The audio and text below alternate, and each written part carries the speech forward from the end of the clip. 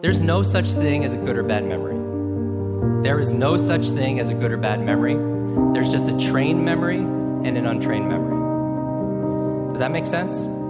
Now, here's the thing. I grew up with these learning challenges. I had all these difficulties all through school, all through elementary, middle school, junior high, high school. I had all of these challenges.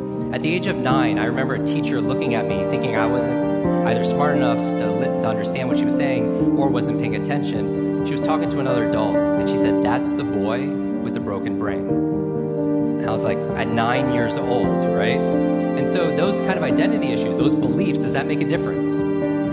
Yes, right? And a lot of people believe that they can't do certain things. They can just never remember names. So I can teach them a strategy, but if the belief is not changed, what happens? It's not, because it becomes self-fulfilling. I remember running a marathon, and preparing for it, I read a chapter of one of the books, and it was on the psychology of running a marathon, right? The mental part. And it said this verbatim, word for word, because I'm a memory expert. It said, "Your brain is like a supercomputer, and your self-talk is a program it will run.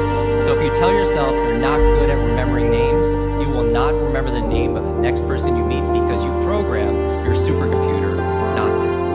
A lot of people say, "Oh, I have a bad memory," right? They always like, "I have memory," or "I have focus," or "I don't have focus," or "I have creativity," "I don't have creativity." I want you to scrap that. Creativity is not something you have, it's something you do. Focus is not something you have, focus is something you do. Energy is not something you have or don't have, it's something you do. Memory is not something you have, it's something you do. And what's the benefit of turning it into a do, as opposed to something you have? What's the benefit? You have control over it, because you can put it into a process. It becomes a strategy, because there's a strategy for reading faster. There's a strategy for remembering names. There's a strategy for having focus. And it's a verb, not a noun. How do I know? I don't know why you do it. What is your motive for action? What is it that drives you? Like today, not 10 years ago, are you ready to say that? Because I believe that the invisible force, the internal drive, activates the internal mind, because I believe that emotion is the force of life. All of us have got most of us right now.